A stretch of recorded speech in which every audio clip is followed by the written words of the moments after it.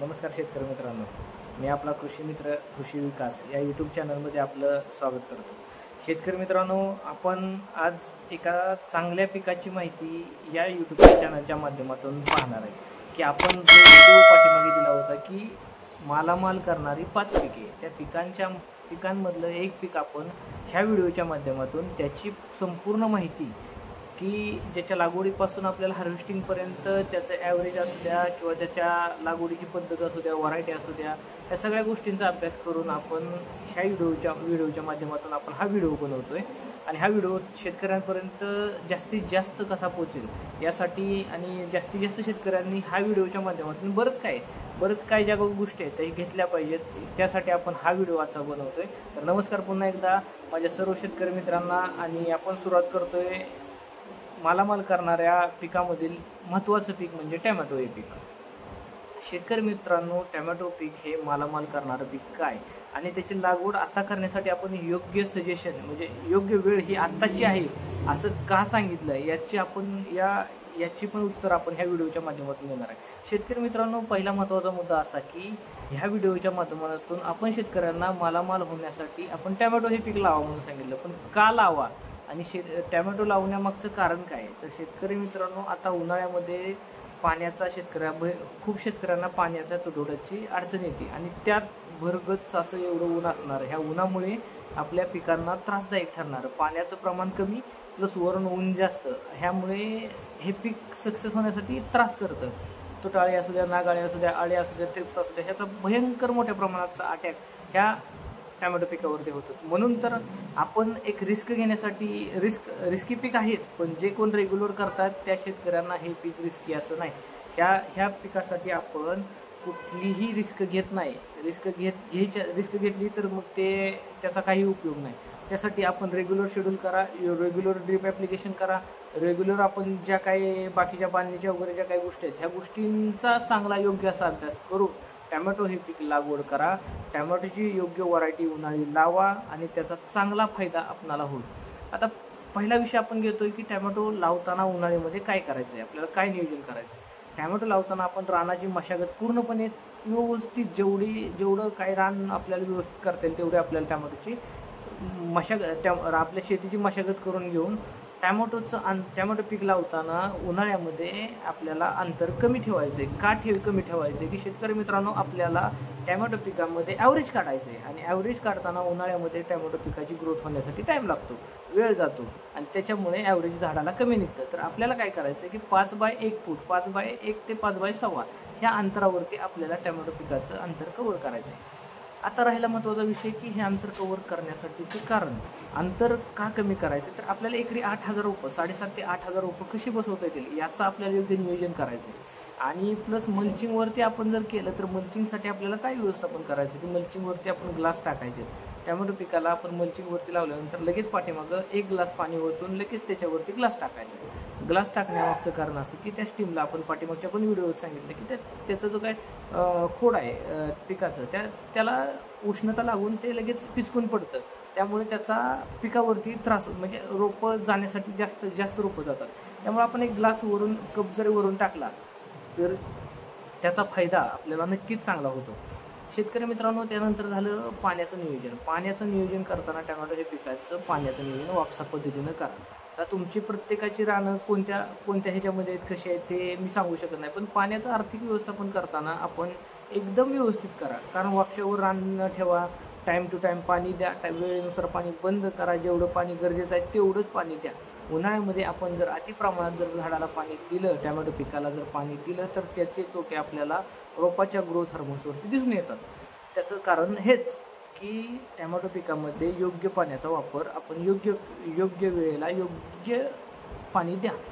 दुसरा विषय राहिला व्हरायटी निवडताना टॅमॅटो पिकाची आपण जे काही टॅमॅटोची लागवड करतो तेव्हा त्यामध्ये ॲडव्हान्टा असू द्या किंवा बाकीच्या ज्या काही ॲडव्हान्टाची 575 व्हरायटी असते, मी आता कोणत्या व्हरायटीचा तुम्हाला नाव घेऊन मी सांगत नाही किंवा मला कोणत्या व्हरायटीची जाहिरात करायची असं काही नाही। मला फक्त एवढंच सांगायचं की व्हरायटी निवडताना योग्य सल्ला, योग्य मार्गदर्शन घ्या आणि योग्य व्हरायटी लावा आपल्याला, आणि त्या व्हरायटीपासून ॲव्हरेज निघेल ह्याचाही विचार करून योग्य व्हरायटी लावा।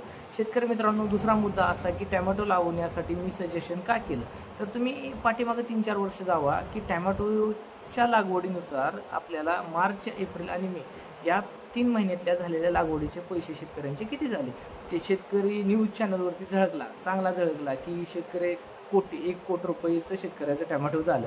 तर त्याच्या मागची कारणं पण बघा आणि त्याच्या मागचं शेतकऱ्याने घेतलेलं कष्ट आणि रिस्क ह्या सगळ्या गोष्टींचा पण तुम्ही अभ्यास करा. असं नाही की शेतकऱ्यांना टॅमॅटो लावला आणि त्याचं 1 कोटी रुपये झालं, असं नाही. त्याचं योग्य नियोजन, मॅनेजमेंट ह्या सगळ्या ज्या काही गोष्टी आहेत ह्याचा फायदा शेतकऱ्यांनी ह्या पिकांचा फायदा घेतलाच, पण त्याचं योग्य नियोजन करून घेतलं आणि वेळेच्या वेळेला त्यांनी त्या पिकाची काळजी घेतली.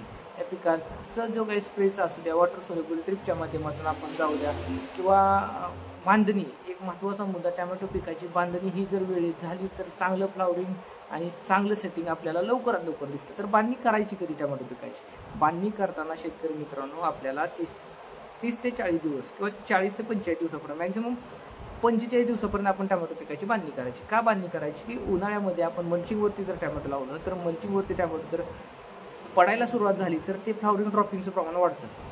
त्यासाठी उन्हाळ्यामध्ये मी तर म्हणतो की तुम्ही लवकरात लवकर जेवढी बांधणी करता येईल टॅमॅटोची, थोडे 1 महिना ते 40 दिवसापर्यंत जर बांधणी करता आली तर ती बांधणी योग्य ठरते आणि फ्लावरिंग अवस्थेत टॅमॅटोला त्रास होत नाही. आणि दुसरी गोष्ट, सेटिंग व्हायला लगेच बांधणी केल्यानंतर 8 ते 10 दिवसात आपल्याला चांगलं सेटिंग दिसतं. हे झालं बांधणीचा विषय. त्यानंतर आपणाला प्लॉटमध्ये आपण जर 1 एकर प्लॉट लावला असेल तर शेतकरी मित्रांनो 1 ते 2 दिवसातून आपण पूर्ण प्लॉटला एक चक्कर मारली पाहिजे.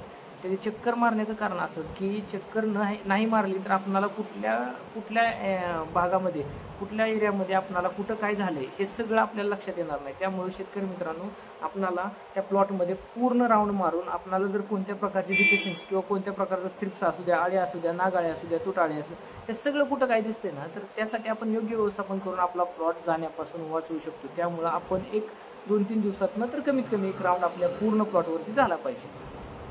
नंतरचा मुद्दा असा शेतकरी मित्रांनो की टॅमॅटोच्या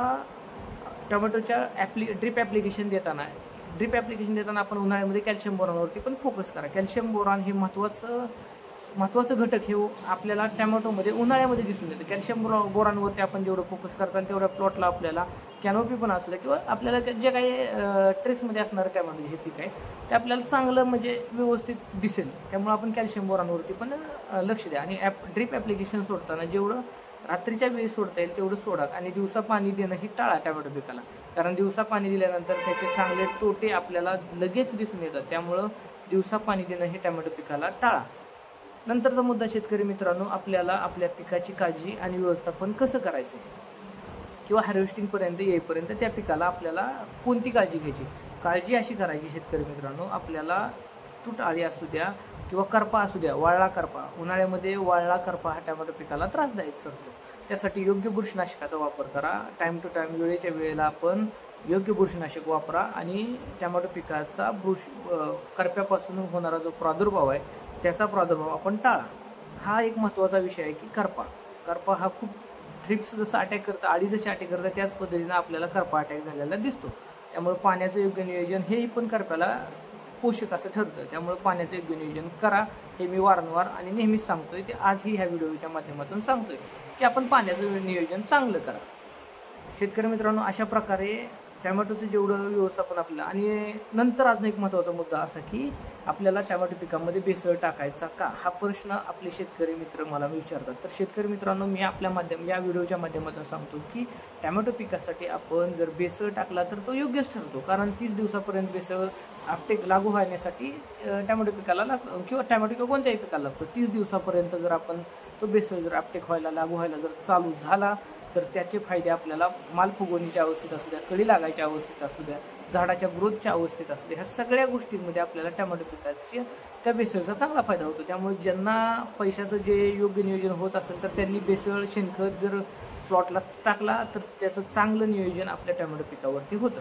तर शेतकरी मित्रांनो कसा वाटला हा आपला व्हिडिओ या माध्यमातून तुम्ही मला नक्की कमेंट बॉक्समध्ये कळवा.